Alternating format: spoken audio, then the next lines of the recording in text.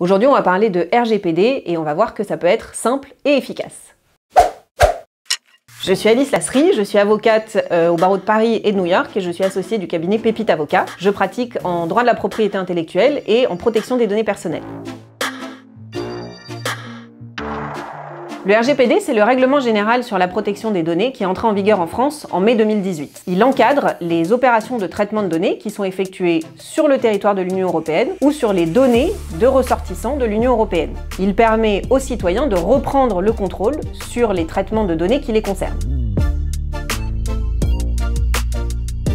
Toutes les entreprises, quelle que soit leur taille, leur pays d'implantation ou leur activité, sont concernées par le RGPD dès lors qu'elles traitent des données de ressortissants de l'Union européenne ou bien qu'elles sont établies sur un territoire de l'Union européenne. Le gendarme du RGPD, c'est la CNIL, la Commission nationale de l'informatique et des libertés, qui est une autorité de contrôle indépendante. Elle assure la bonne application du RGPD par les entreprises et elle applique un certain nombre de sanctions qui vont de la mise en demeure à l'amende de plusieurs millions d'euros. Tout d'abord, la prospection commerciale, que la CNIL a qualifiée d'irritant du quotidien des Français. Second thème de contrôle de la CNIL, c'est l'utilisation des services cloud. On vit actuellement une recrudescence évidente de l'utilisation de services cloud qui sont la plupart du temps américains. Google, Microsoft ou encore Dropbox sont des services cloud.